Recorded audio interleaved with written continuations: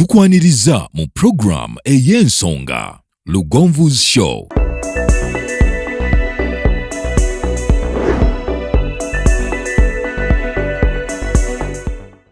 Africa yona tuwuliriza Lugonvu Show. Benda ke Bulaya, Latin America ne Buarabu. Chikolenga Lugonvu, wuliriza Lugonvu. Tonsubya Lugonvu, mwana wa mama, mwana wa tata. Mwana Lugonvu, muwulire alina ensonga. Lugonvu shonge chikolenga Lugonvu, wuliriza Lugonvu yeka. Walabya Lugonvu, mwana wa mama, mwana wa tata. Lugonvu muwulire alina ensonga. Nze Sentongo Frederick Lugonvu bulwa mukaga tubira ne bannafa ba One Gear Imaging Center. Dr. Aida Nasolo yamazedde okubanga atwegattako. Show ya last Saturday banji yabakwatako. Era banji bali n'ebibuuzo bingi. Dr. Aida Nasolo abadde atugamba biki ebivaako embuto okuvaamu.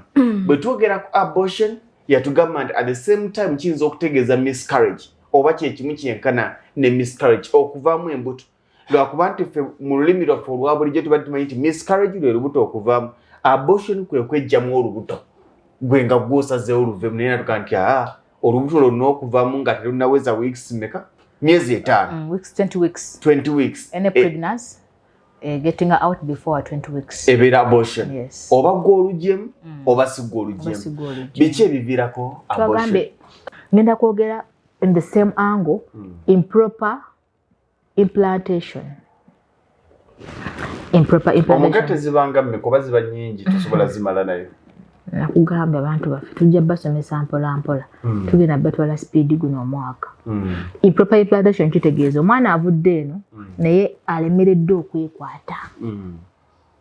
Alemereddwa okwekwata. Implantation is embedding omwana okwekwata in the endometrium.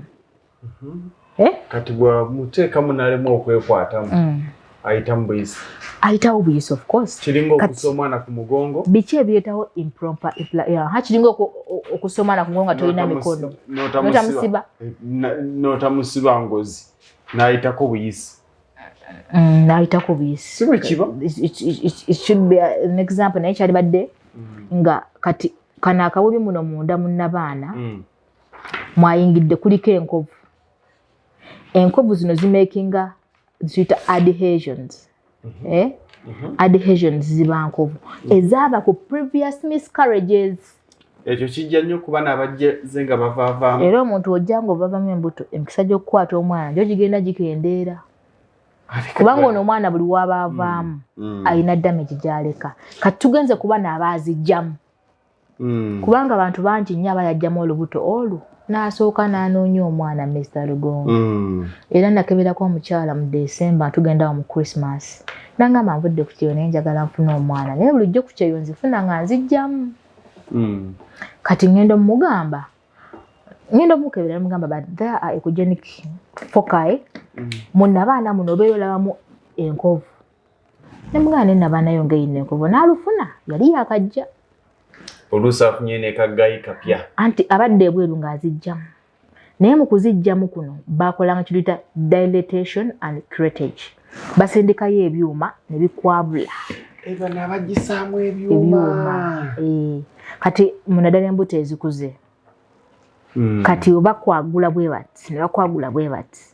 Olekako scars. Kyobola omuntu wavaamu olubuto n'afuna pain. Ogyegendereze nnyo pain. Kubanga yinza okulaga nti oyina ebbwa eryasigadde munda. Ebbwa otalifaako ligenda kulwawo okuwona wabula bwe linaawona ligenda kukola enkovu. Enkovu ebeera eseerera. Nze nina enkovu 1 naye ya P1. Kati enkovu eno ogiraba n'oyiwako amazira gaseerera buseerezi tegakwatawo. Kati omwana agenda kujja okukwata kuno ng'aseerera buseerezi. Ye musajja agamba omukyala namuwasa ayinayo omwana naye ntaddemu embuto zonna zivaamu. That problem is not for a man. Problem is for the woman. Omukyala ogenda omukebera ng'omwami agamba omukyala yazaalako kirabika nze atazaala. ezo stories nyingi. Omukyala namusanga n'omwana omu naye negase naye tafuna lubuto. Kyokka nange nazaalayo omwana. Kati ono omukyala nga ogenda omukebera nga alina the severe adhesions. Naye nze nnaku ennumira omukyala tannazaala mwana. Olaba nti nsaasira nnyo omwami atalina maanyi. Naye ate omukazi atannazaala mwana because osobola okuba tolina maanyi naye ng'ozaala. Naye omukyala atannazaala mu bufumbo bumenya. Ogezaako okukolera omusajja buli kimu naye ng'era obulamu. Omwami ogenda mulabira bulungi nga mwagala ba bulungi mukola akasente mukalina nga bamulamu bagamba oyo atujjuliza ttooyi. Talina kyeri atuwadde. Omwami ogamba naye mukyala wange mukyala mukakkamu, mukyala njagala, mukyala afa totunyumiza naye lwaki atuliira emmere. Oba oli awo ng'omulamu agamba olinda ki? Owulira ng'ofumba obukutamye. Anti fe abakyala owulira nga otya okugenda mu bamulamu, otya okugenda gye bazaala omwami wo, oba tokyawera. Omwami akuzimbidde ennyumba mweyogeza bweyogeza mulimu babiri mwekka. Everything loses meaning. Otandise okukwata obwana bw'abatogo. Otandika okugamba oba ozaaleyo ebbali okandeetere. Kizibu ekyo. Si ku bakazi abaddugavu. Kyali kituuseewo. Otuuka n'owulira jjukira oba n'ebbuba lingi. Ogamba omusajja ono wakwatira ku mukazi azaala andesseewo. Kati otandika okugamba omwami olinayo ku baana obaleete. Wakiri goberewo nga yaaya. Kubanga nze omwami bwe nkuddukako nga sikulekedde mwana. Tewali security. Ate ki ekinkomyawo? Tewali. Olw'okuba sewe n'oba wali otabula ekyuma. Ye wali abaana wasigala ne pulling force. Nti omwami ekigenda mutwala ngeri. N'oba omwami yakukuba empeta n'otazaala mwana. Gy'azadde abaana n'oba ali mu muzigo. Kigenda pushinga kikola ki? Kimutwala. Which is very painful. Ate jjukira ostrugglinga nnyo ssanyusa omwami wo. Olaba omwami omuzaalira abaana era n'otoba naye kati olwo nga tozadde mwana oba ng'embuto zivaamu kubanga embuto okuvaamu is like dictatorship. Ogenda okukeera ku makya nga omusaayi guyiise. Otuuka mu scan kugamba this is a complete abortion. Oluusi otuuka mu scan kugamba this is a missed abortion, omwana yafudde. Olaba obulumi omukyala bw'ayitamu obwo obulumi tebumanyibwa oba tebumanyi na bwavu. Olubuto okuvaamu. Olaba ddala nga kireese pressure, kireese force obuto olugenda. Tugenda okukebera nga there are these adhesions. Adhesions will lead to improper implantation of the fetus. Adhesions ziva ku dilatation and curettage, recurrent okubeera ng'ojjamu embuto. Eno abaana abajulidde abaana abataata n'abakuzaala muwale nnyo okujjamu embuto. Ojjamu olubuto olu. N'onoonya omwana ku nsi ya ddunnya eyo paka lw'ekyawo. Anti oba onoonya omwana nzo otambula mu malya nga 10 nga bwe batozadde nga bagoba. Ate kafutaane nga toli mukozi bafuutula bufuutuzi. Ate kati oba okola ki okuzaala kukulima. Abakyala abasinga agamba kasita namuzaalira ndi wano lw'abaana. Naye atalina mwana. Let us try. Ngenda ku ez'olwaliro nga tugenda kukomaku kubanga mbadde ngenda chromosome abnormalities ate zino zigattamu sperm ne G. Mbadde ngenda ku age. Age yetya? Emyaka? Abakuze. Abakuze be baliwa.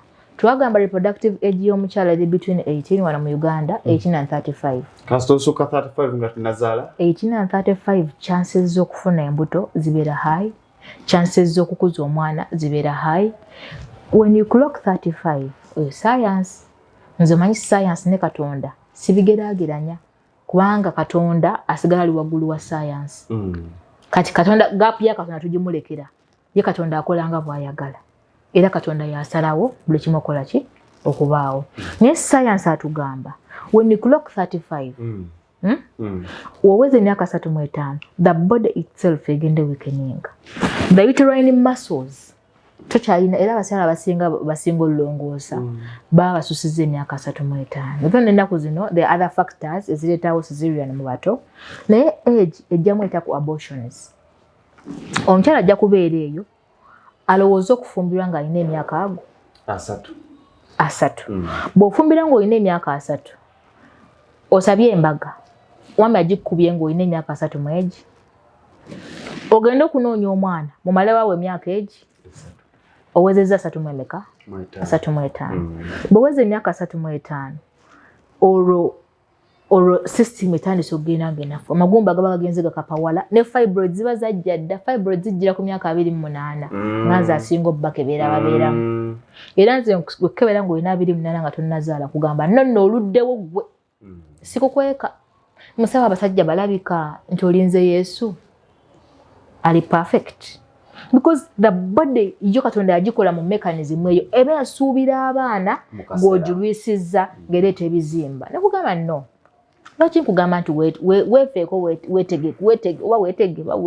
weeteeke mu kkubo nti musaba abasajja sibalaba abali serious nti no nawe tobalaba abali serious naye naawe kennyini ffe wetukutunulira toli serious kati gweyagala abasajja abali serious naawe tolabika kuba serious nze ndabula abantu kubanga najja kulabula bantu at the age tumala okusoma these days ng'olina emyaka 21 nze by the mama wange yaŋŋambanga nnyo mwana wange waligenza omumala osoma ng'olina omuntu nali sikitegeera jjukira oba okyasoma oba oli waggulu nnyo olaba oli wakabi naŋŋamba nno kyalibadde nga woofulumira university olinawo omuntu kubanga ofuluma olina emyaka 20 ate wezituuka ku zaffe ofuluma okaddiye kitegeeza olina okugenda okumaliriza nga waakiri osuddeyo akaana kati already system eba yalinda dda kuva ku 13 years lwagendera mu period kati eba ekooye kati ogenda okufuna omusajja ku myaka 35 ogezaako okuzaala nga olina ki olina subseroso olina submucoso olina cervical olina intramural bikutuddemu ye mwami akugamba nze omukyala namuwasa basooka mulongoosaamu bizimba kati bakulongoosaamu ebizimba n'okulongoosa kwennyini kuleeta adhesions ogenda okulaba eziddako zonna zikola ki ziyitako buyisi omama maze n'okusanga wali mbeerera nagamba omukyala namusanga mbeerera naye lwaki tafuna lubuto okitegeera yo system eba yakola ki ya dictating already kati age ejjiramu nti wherever you clock 35 become a risky mother bw'ogenda mu ddwaliro ne bakubuuza olina emyaka emeka 36 mwana waakumeka asooka o risky mother oli wakwata nga kyatiko olwedde oli mukadde mu sekita y'okuzaala myaka 36 anti mbabulire mbalaba bali mu 3 mbawooza sinnabakwetegeka I've been looking for money, you know, these men, this tab. I wanted to first get apartments and, you know, apartments was zimbi, but now they lose meaning. Omukyalo liao, toina mwami. Omwami kale si nsonga. Wanga fa bakyali naku zino sobola kwekolera omwana n'otwala mu ssomero eddungi. Naye kati ssente ozikoze gwe omukyala toina mwana. Kyekiddako. Olina emyaka be bana abajja ali 40 nanga musawo. Nte nno kwogera emyaka gyange. Mugaba nze tontya kubanga at least ninako solution njengizo okusobola okuwa. Nina 42 naye nnoonya mwana. N'omugamba bulijjo olinda kijjo nnoonya ssente. Ssente tuzaagala Mr. Lugonvu. Naye we must be calculative because at 45 menopause eba ekoze eki? Erumbi. Kati gwolinzo zaalire kwa 38 ngate menopause ya 45. This age is one of the risky factors. Eyetera bana abaana abalina Down syndrome. Oba otandise obanga off-layer etandise okuleeta amagye amaki amakadde off-layer oyogibuzeko ngenda girunda ogule off-layer ate ogirunde ekubiikire ate nga yafuuse dde enkadde okitegere oyodde ebiise ekooye ate gwe ogirese enkoko bagisudde eri nga off-layer ate nze embiikira amagye era leeta obugi bwebuno otugi tugula tutule nga butugi tufu obanga tugonda kati njagala otegeeza abakyala official 35 oba ofuuse off-layer.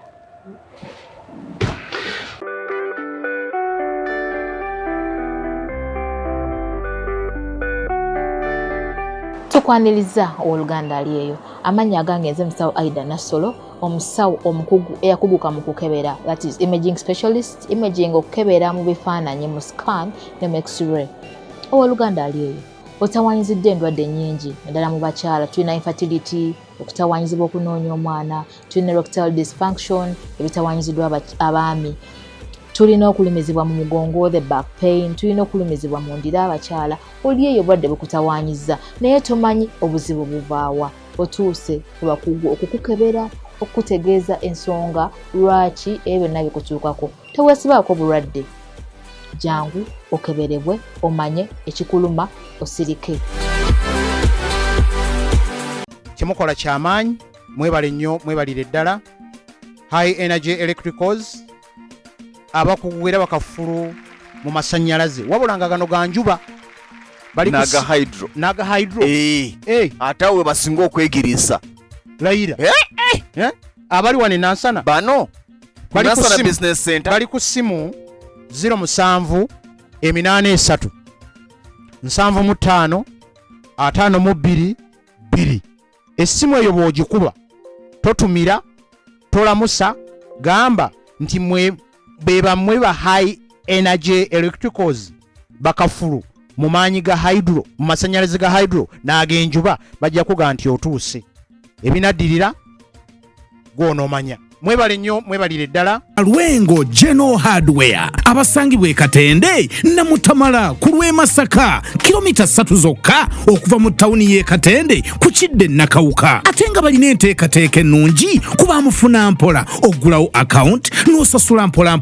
ebintu byo ogenda okumaliriza ng'ebintu byo bifuna omulundi gumu osobola okubafuna ku ssimu 0700 636 337 oba 0760 585 228 Lwengo General Hardware ku lw'ebizimbisibwa eby'omulembe. Ku myaka 35 omukazi yenna aba afuuse ofuleya. That's ngugambe science nze ni mukyala mukkiriza nnyo njagala nnyo Mukama. Naye science muteeka mu Katonda. Nzikiriza nti Katonda ali waggulu nze nkubira ku science side. Wowoza 35 and above tuba tuli mu mikono gyani? Gya Mukama. Mukama y'aba alina okukusaasira. Yes, naye nga yes kati science alina n'atusoma na how our body moves. Kirenga wona agamba omukyala okuluma amagulu nga myaka 7. Osobola okusaba amagulu ne galekera okukuluma naye science agamba oba ne low levels of hormones mu mubiri gwo. Tujja kutandikirawo. Dr. Aida Nassolo sibula abatulaba n'abatuwuliza. Ng'ebadde ekyanyuma twogedde only the causes. Naye tujja kwongera era mwongere kubuuza ebibuuzo. We shall answer some of the questions regarding what causes. Sawa wandikiddeko kuno miscarriage kubanga naye babadde bagoberera. Tulina abagobereza akababeerako buli gye tuteekayo nga bagoberera. Katwogedde ku the major causes naye nga causes zikyali nnyingi. Twagamba cross incompatibility, tugambe ku chromosome eza sperm n'ez'eggi nga zonna nfu ng'embuto ze mukola zonna zivaamu. Tujja kukyogerako musheze naddako naye nga mwebale kubeerako mwebale kwongera kuyiga. Mulimu abafuuka basomesa eyo ng'ajja n'abisoma n'asomesa abalala. Naawe oli wakabiri. Nze Musawo Aida Nassolo nga nkola ne Wandege ya Imaging Center nga nakuguka mu kukebera. Bw'ontuusa ku scan gwe ntuusa wabula yangamba naye abasikale mulenga basawo Baganda. Banga oteekawo bw'oti ne nkunyonnyola tuli basawo Baganda. You just see the problem. Nti embuto zivaamu lwa fibroid, zivaamu lwa infection, zivaamu abnormalities. Ntolavuddemukko ku lubuto nga ndaba olina adhesions. Kuba kulinga kuyitibwa. Waliwo omukyala ngambe naye kyeka Mukama yakuyita kubanga otunnyonnyola ne tulaba nga tuwonedde kuki? Kushu. Mukama naye mwebaza Mr. Lugonvu okumpa abantu ne basomesa nabo ne bayagala bitusomesa. Ne batukkiririzaamu. So oba oyagadde twogeremukko osobola okunkuba Wandege Imaging Center ogikubira ku 0753 29 79 94. Kati oba oyagadde eyange eri 078 1 ya WhatsApp 95 97 38 0781 95 97 38 oba 0705 20 zino zonna za kuba ku options kubanga osobola kuba kwenu nga tebagikwata kuba kwenu 25 14 59. Otukubirako in case no booking appointment tomala gajja kugwawo oyinza okufuna disappointment naye nondasangawo oluusi nosanga ng'abantu bangi nnyo sikyasobola kuba malako so okubako kasimu notegeeza nti no ngenda kujja ne tukuwa olunaku olulungi. Otusangibwawo ku Wandegeya ku stage wabeerezidde e Kamwokya. Ate kati twabagambye abantu tu celebrating 5 years twabagambye myaka 5 nga tubaweereza bannayuganda yitirayokko myaka 5 gino gwobeere ng'oli sure nti Wandege Imaging Center yonna nawe kyogibalako at least ewezezza 5 naye nange ennyambyeko yankeberako nga prostate ndi mulala yankeberako nga nzaala yankeberako nga twongere paka nga 5 March oyitirayokko tujja kubaayo okwongera obbaweereza bannayuganda bw'otuuka ku bitaala Wandege gwe salamu ngadde mulago ku stage wa parking ezidde kamocha obone pharmacy obagita Africa just nga wakajivaako obole kiraba kireka Wandege Imaging Center era wotuuka mu kifo ekyo kyemanyita twabaawo nga tonfunye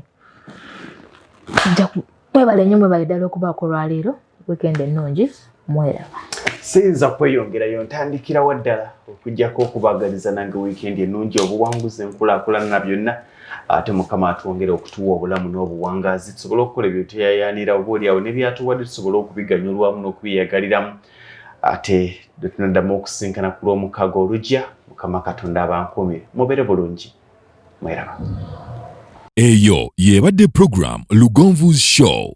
Africa yonna tuwuliriza Lugonvu Show.